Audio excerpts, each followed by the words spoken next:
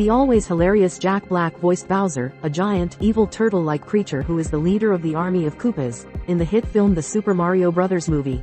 And while the lyrics of this hit power ballad may not be the most, romantic, it's Black's passionate, no-holds-barred delivery that is winning over fans, if not Princess Peach.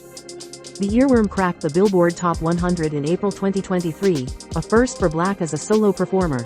Interestingly, Bowser Black wasn't originally scheduled to sing in the movie, but the producers approached the actor midway through filming with the idea and the start of a song, and the comedian-musician ran with it. "I'm really stoked for people to see this new sensitive side of Bowser," Black told IGN in an interview.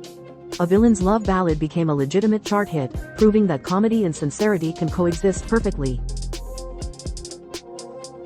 Kurt Cobain said in a Rolling Stone interview that he was trying to rip off the Pixies and write the ultimate pop song, and came up with his version of the riff from Boston's More Than a Feeling.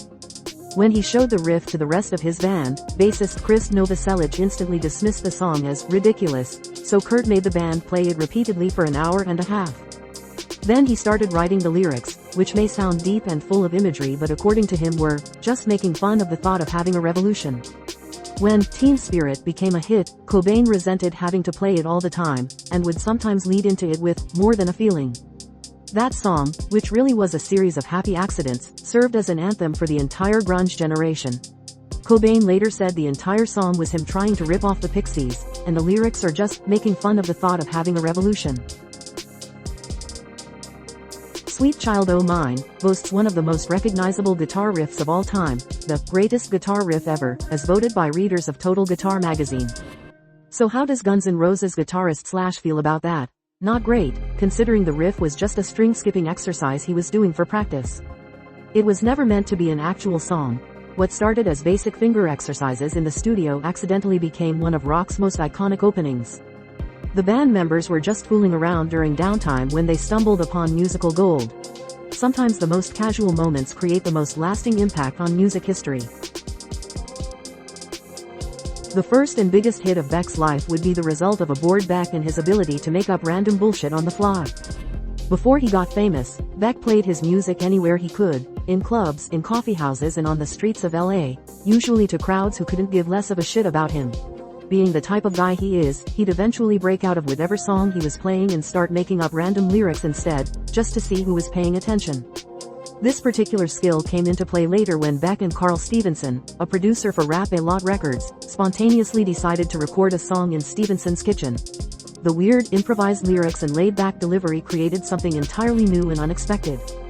What Beck thought was just goofing around became the template for alternative rock's future.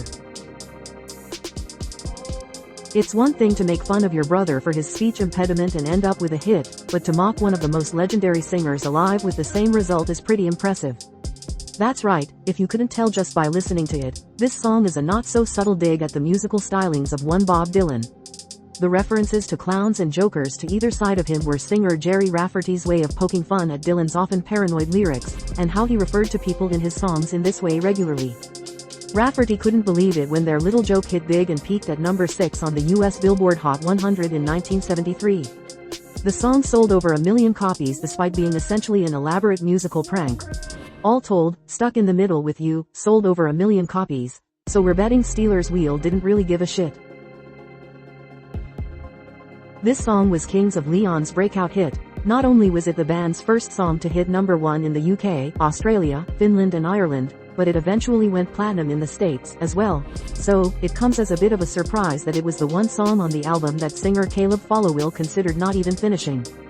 According to an interview with NME, he had a melody, but no lyrics. He sang, "This Sex is on Fire," and had a good laugh, but the band actually liked it to his dismay and encouraged him to finish.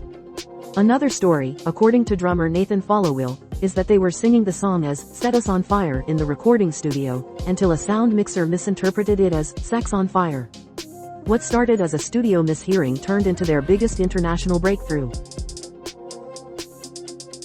Keeping up with the Beastie Boys' trend of covertly trash-talking a genre of music and then having that music become a huge hit with the very fanbase it mocks, this catchy, though short, little number was Blur's Fight for Your Right against American grunge music. Grunge was huge at the time, so it's no wonder that the song became the success it did. And when you stop and listen to the almost mindless, nonsensical lyrics, you begin to see that the song was designed to be a quick hit in the US, even though it fared very well overseas as well. The British band's parody of American rock became one of their most recognizable songs stateside. Sometimes making fun of something is the best way to master it.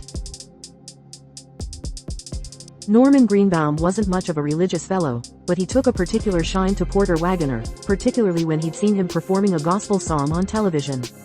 Greenbaum figured it couldn't be that hard to write a gospel song, and set out on a mission to do just that. After writing the lyrics in only 15 minutes, he began to put the rest of the song together, complete with gospel backup singers and fuzz boxes to give it a more distinct sound. The end result was, well, heavenly, as the song rapidly became the best-selling single for Greenbaum's current record label at the time. A Jewish songwriter from Boston created one of the most beloved gospel songs ever, proving that sincerity isn't always required for authenticity. Ice Ice Baby was first released as the B-side to Vanilla Ice's cover of Play That Funky Music, but the single was not initially successful. When disc jockey David Morales played Ice Ice Baby instead, it began to gain success. Vanilla Ice has become a running joke, but at the time most people took him, sort of, seriously. He talked himself into being a monumental joke and his career never recovered. Ice Ice Baby garnered critical acclaim, was the first hip-hop single to top the Billboard charts, and has been credited for helping diversify hip-hop by introducing it to a mainstream audience.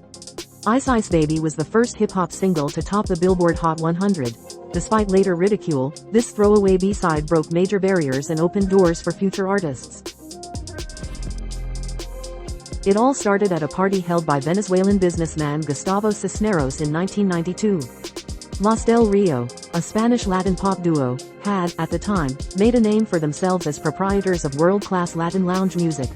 There, they couldn't help but notice the beauty of another performer, flamenco dancer, Diana Patricia Cubillan. Overcome with inspiration, the duo got back to their hotel later that evening and wrote a full set of lyrics. Then, in order to avoid any confusion with Emmanuel's song, Magdalena, they opted to change the name to Macarena, in honor of Monja's daughter. Just like that, the Macarena was born. In the 25 years since it exploded in popularity, topping charts worldwide, Macarena, by Los Del Rio has remained one of the most iconic and beloved one-hit wonders in the history of the record-making business. A spontaneous hotel room writing session created the world's most recognizable dance.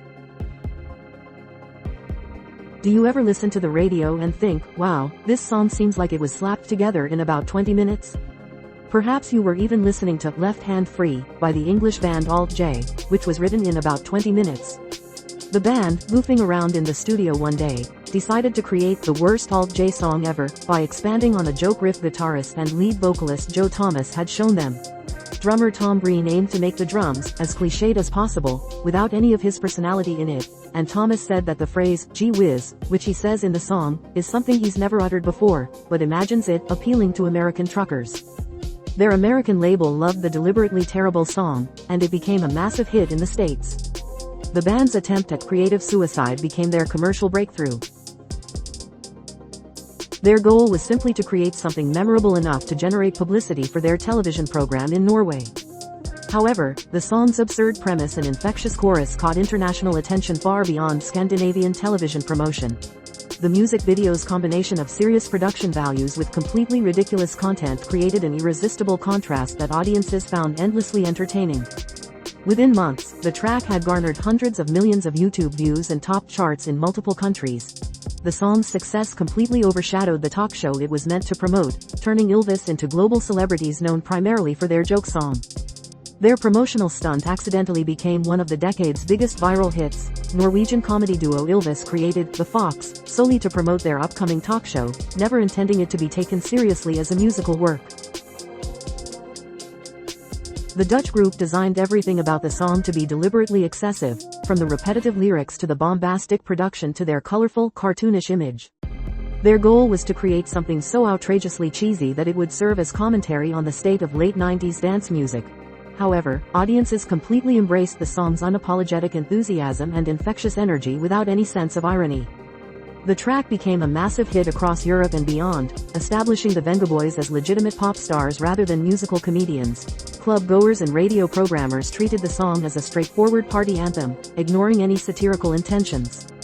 The success proved that in the right context, intentional campiness could be indistinguishable from genuine entertainment. the Venga Boys found themselves trapped in their own creation, forced to continue the joke that had become their serious career. Its flash animation featuring a dancing banana became one of the early internet's most beloved viral videos. The track's complete lack of sophistication proved to be its greatest strength, as audiences embraced its pure, unadulterated silliness. The song became a cultural touchstone for early internet humor, referenced in television shows, movies, and countless other viral videos. Its success helped establish the template for intentionally ridiculous viral content that would dominate social media in subsequent years.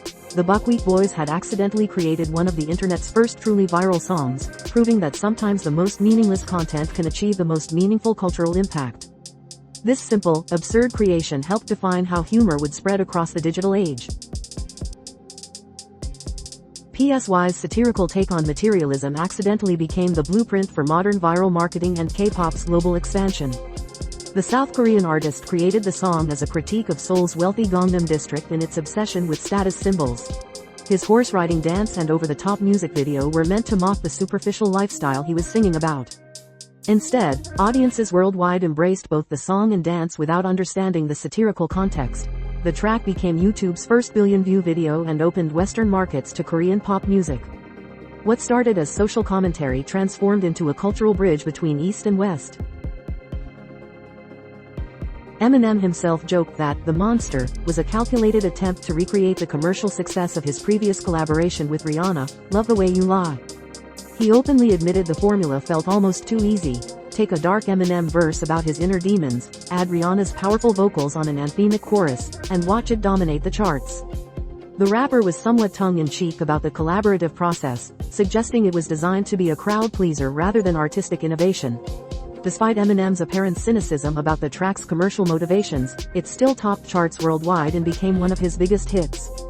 The song proved that even when artists acknowledge they're following a successful formula, audiences will embrace quality execution. The Beastie Boys hated the whole rocker scene, feeling it was populated by obnoxious, testosterone-laden douchebags. They wanted to poke fun at mindless party anthems like "Smoking in the Boys' Room," so they cut the lyrics to "Fight for Your Right" as an in-joke before going on tour. Their producer, Rick Rubin, added some drums and a blaring guitar riff and released the track, which soon became a big hit.